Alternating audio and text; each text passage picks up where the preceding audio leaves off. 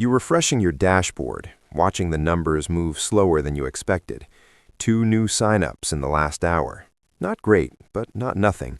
You adjust the headline, tweak the onboarding flow, and tell yourself it's part of the process. You've been working on this for 8 months. Late nights, missed calls, money you couldn't afford to lose. You're not profitable yet, but you're close enough to believe it's real. Your phone buzzes. A message from your best friend. Check Twitter. You don't think much of it at first. You assume it's something random. Then you open the app, and you see it. A launch post, already gaining traction, hundreds of likes, dozens of comments, people saying things like, "Finally, someone built this." It's your idea. Not similar, not inspired, exactly the same. Same core concept, same target market, same problem statement. Even the phrasing feels familiar.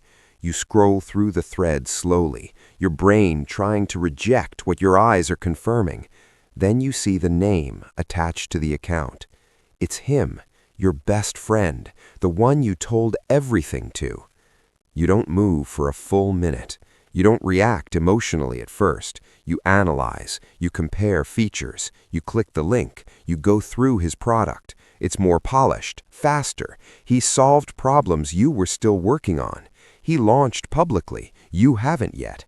That matters. In this space, being first isn't about who thought of it. It's about who executes and claims the market. Your phone buzzes N. This time, it's him. "Bro, I was going to tell you." You stare at the message. There are 100 ways you could respond. Anger, accusation, silence. You choose none of them. Instead, you type one sentence. "When were you going to tell me?" He replies almost immediately. "I didn't want to mess things up. I thought we could both win." You read it twice. You already know that's not how this works. Markets don't reward duplicates equally. One version dominates, the other gets ignored. And right now, he's ahead. You close the chat. You don't call him. You don't argue. Because you understand something instantly, something most people take months to realize. This isn't a friendship problem anymore. It's a business problem, and you're already behind. You open your laptop again, not to process what just happened, but to evaluate your position. Your product has 320 users. His launch post has already reached more people than that in an hour. He's capturing attention. Attention converts. You run through scenarios. You can confront him publicly. Risky. It might get attention, but it might also make you look emotional, unstable. You can pivot your product. That takes time you don't have. Or you can compete directly. You choose the third option, not because it feels right, because it's the only one that gives you a chance. You start by identifying your weaknesses. Your onboarding is slower. Your messaging isn't sharp enough. Your pricing model is unclear. You write everything down. You strip emotion out of the process. Betrayal doesn't fix products. Execution does.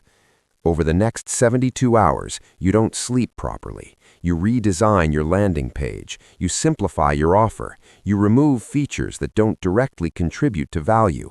You tighten everything. You send emails to your existing users asking for feedback, not generic feedback, specific, what made them sign up, what almost made them leave, what they actually use.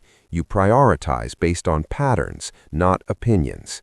Your friend keeps messaging you. "Let's talk." You ignore it. Not because you're avoiding the conversation, but because you know it won't change the current reality.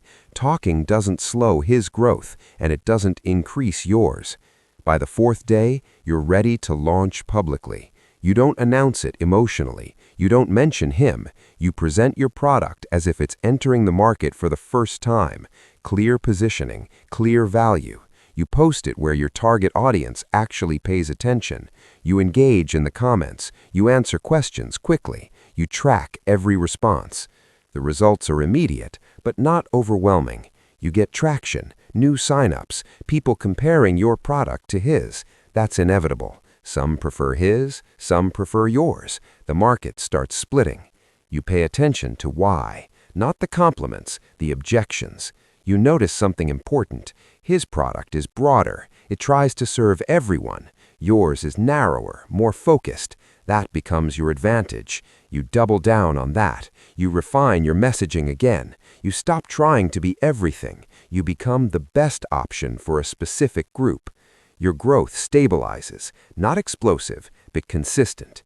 Weeks pass. The initial shock fades, replaced by something more controlled. You're no longer reacting, you're operating. You watch his moves carefully, not emotionally, but strategically. When he adds a feature, you ask why. When he changes pricing, you analyze the implication. You don't copy him, you respond to the same market signals differently. The friendship is gone. You don't speak anymore, not because there's nothing to say, but because anything you say would either weaken your position or distract you from what matters. 3 months in, the gap between you closes, not completely, but enough to matter. Your user base grows to 4,000. Revenue becomes consistent. You're not just surviving anymore, you're competing. Then a new problem emerges. People start asking if you're copying him. It's subtle at first, a comment here, a question there. Then it becomes more direct. Isn't this just a version of his product? You face a decision. You can ignore it and hope it fades, or you can address it. You choose to address it, but carefully. You don't accuse him. You don't explain the full story. You position your product based on its unique strengths. You emphasize what makes it different. You let your work speak. Over time, the narrative shifts, not completely, but enough. The market doesn't care about origin stories as much as it cares about results. You focus on delivering those. 6 months in, your company crosses $20,000 a month in revenue. It's not just a side project anymore. It's a company.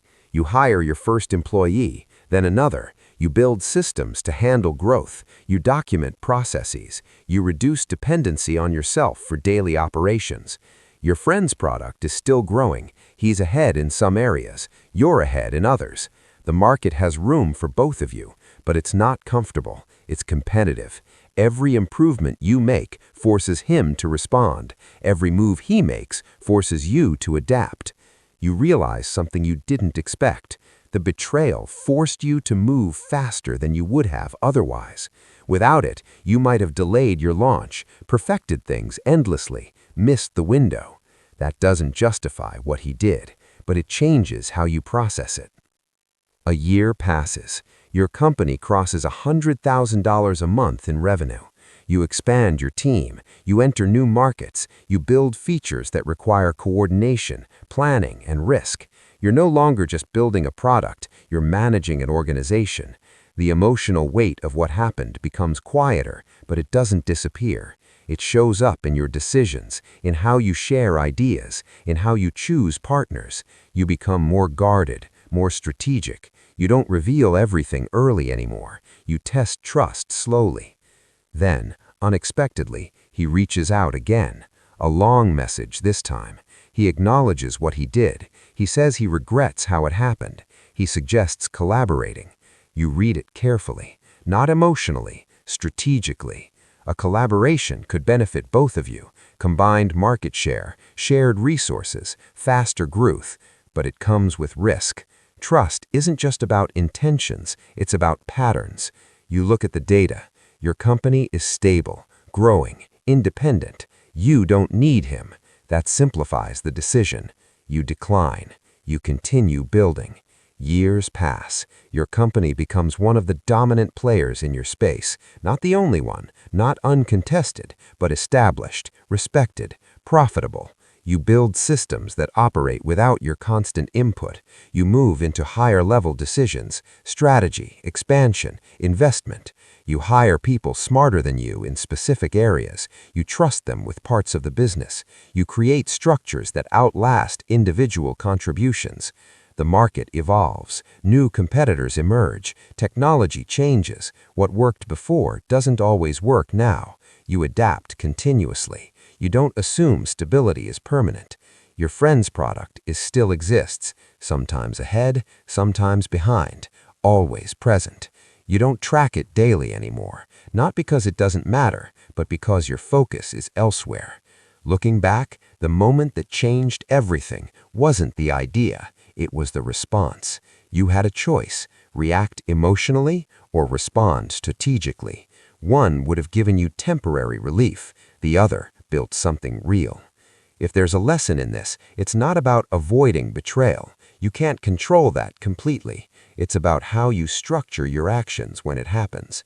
You move fast, you execute publicly, you differentiate clearly, you protect your ideas until they're strong enough to survive competition. And most importantly, you don't let the person who took your idea also take your momentum. Because in the end, ideas don't win.